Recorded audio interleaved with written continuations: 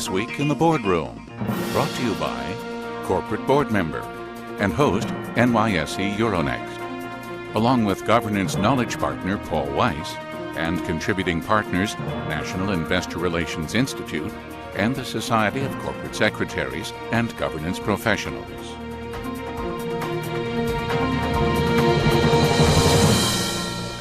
Welcome to This Week in the Boardroom. I'm Scott Cutler, Executive Vice President with NYSE Euronext, and today I'm joined by my co-host normally, but today guest, TK Kerstetter, President of Corporate Board Member. TK, welcome to the hot seat. You know how much I like it to be on the guest side here that gets to do more of the talking, so thank you for having me as a guest today. Great. Well, today's topic should be an exciting one. It's a fresh look at diversity in the boardroom. And this is, I think, a particularly good time to talk about this topic. Today, a lot of corporate boards are looking at board structure, management structure, board leadership, responsibilities, and composition. We have new disclosure requirements that require that boards describe in detail their approach towards things like diversity as well as performance. And increasingly now, shareholders are looking at things like board composition and performance as part of their evaluations, and certainly as they look at approving the nomination of directors. But we all know that diversity today plays a very important part in what's happening in the boardroom. And I think it's important to note that we're not just talking about diversity in terms of race and gender, it's much broader than that. But what is the current state of play today in the boardroom around diversity? Well, first of all, we have to recognize, we know that whenever we do talk about anything around diversity, whether it's gender or ethnic, there's a sensitivity. It becomes a little more emotional than the normal topic. But for sure, what's happening around us is influencing the U.S., and I think we have to watch that. You know, back 7-8 years ago when Norway made it a requirement that by 2008 all their boards would have 40% representation of women, everybody sort of looked at that and laughed it off a little bit, like, you know, that's fine. But since then we have seen France and some other European countries, and now are seeing the UK give some consideration to either sort of conform or disclose kind of thought process that they've done. They've done that with their chairman and CEO kind of thing as well. And all that is going to influence. You said the institutional investors, CalSTRS, has started a diverse database, okay, to get people on boards. I don't know if you've seen the uprising on Facebook, the fact that they're going public and they have a all-white, pale, what they call pale male board, when Facebook services, you know, the whole country, particularly women, you know, and that's gotten a lot of internet publicity. So all those are pressures that are going to be applied for us to give consideration to diversity. It seems to me, actually, traveling around the world in my responsibility on the listing side, there are an increasing number of qualified candidates, particularly women that are serving in higher executive positions, senior management, CEOs. Certainly you've seen a number of women advance into those types of roles and responsibilities, as well as people from other countries, as well as minorities. And so it seems to be there's a lot more qualified candidates ultimately that could serve in board positions. And it also seems as though that one of the things about our performance is that people are looking for that diversity of thought, diversity of perspective to create a more well-rounded board. Is that consistent with what you're saying? Well, you know, probably at this point it's important for us to pass out our position just so that we don't do this, because what you're bringing up brings up issues like mandates and quotas, and corporate board member is not a supporter of quotas or mandates, okay? We don't believe, and we've been consistent on the show, that one size doesn't fit all. So we don't think that, for example, making a 30% quota or something is the right thing to do.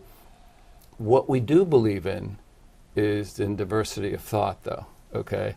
And how can you, as a company, have diversity of thought unless you have diversity of the people that are represented? And in that representation, you need to be representing your customers and the world. And just by definition of that diversity, you should have on your board, to get diversity of thought, gender, ethnicity, and other people that even within an industry have varying, diverse thoughts about that. So that's what the proponent is. And yes, there are a lot of qualified candidates. One of the things that we're talking about is this myth that there aren't enough qualified candidates to fill these slots. And Scott, that just, as you know, it just isn't the case. Yeah, I think it's interesting, particularly when you look at many of the businesses today that are operating businesses on a global scale.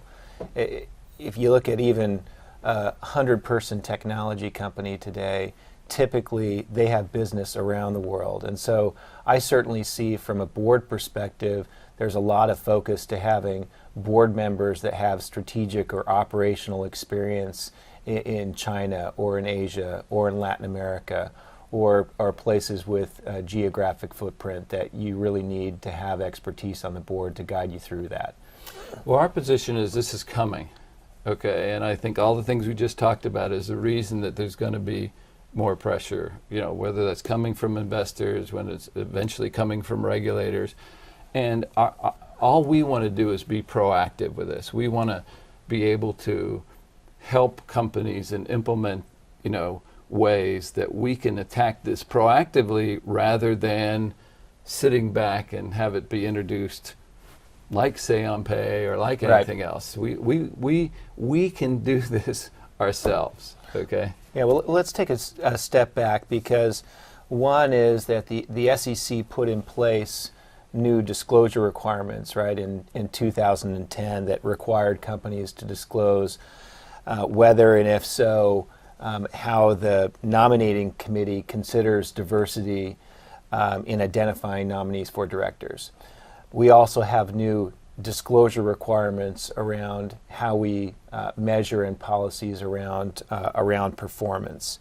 There's nothing in there that requires diversity in terms of race or gender, but that you do have to disclose the approach, at least on the board, and set in place policies as to how you're going to approach diversity. And so we certainly have seen a trend in the last couple of years for more heightened disclosure, at least at the board level, around those topics. And I think that's at least worth mentioning. Yeah, it's probably worth mentioning. Maybe it's a yawn. Yeah, it's proven to be a yawn, Okay. because if you don't have a policy or process, you don't have to discuss it, okay? So some companies are almost better off not having a policy, because in that sense you don't have to discuss it. Now, you may have an institutional investor say, hey, this is pretty weak, okay? But it served the purpose to have the discussion in the boardroom, and if that was the purpose, it served that purpose. It has not served the purpose to move the needle, if you will, at all. Well, That was not on purpose. Well, that's a great segue. But you do have an event coming up entitled "Moving the Needle," and building effective boards with qualified, diverse candidates. Maybe you can give a little bit of a preview in terms of what you're trying to accomplish with an event like that. Yeah, and again, our position is we don't want to cram that. Companies have to be doing this, but we want to be supportive to proactive, for companies that want to be proactive. What we're going to do is we're holding this event called Moving the Needle, that's going to be on July 18th and 19th here at the Exchange. We've asked CEOs, chairmen, and lead directors to nominate qualified, diverse candidates that they know that are in their organizations or they know well that could serve on boards today. we are going to be inviting the people that are interested from nominating governance committees and from the search firms to come. And we're going to end up with 100 plus qualified, diverse candidates to introduce to the people that are interested in seeing how many qualified, diverse candidates there are that could help their board.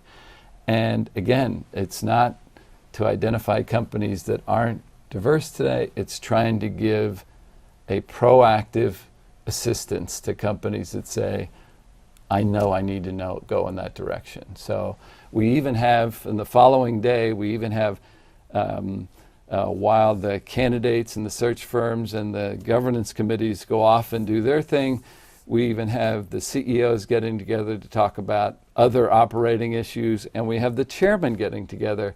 The CEO group's going to meet with Duncan, Niederauer, CEO, and Ike Harris, the chairman of Cigna, is going to meet with the chairman. So we've tried to create this little package that will help boards and sort of bring everybody together on the issue of saying we are proactive in this movement. And if you're a board member watching today, how do you get your company to get involved and show up? Well, you certainly should be going to your chairman or your CEO and saying, hey, have we put up a candidate? But most importantly, you should be going to your nominating committee and saying, even if we don't need somebody today, it would be good for us to have representation at this event to show that we are interested and understanding who's available for the future. Great. Well, TK, this has been great to have the opportunity to ask questions of you. Thank you for your viewpoint on this. Diversity is clearly going to be and continue to be an important part of the discussion in the boardroom. It's going to be important in terms of putting in place the policies and perspectives, but more importantly, for boards to think about how this can ultimately add value to shareholders. So again, thank you for tuning in this week, and tune in next week as we approach another topic that will help you as a director or as a committee member to be a better board member. Thank you.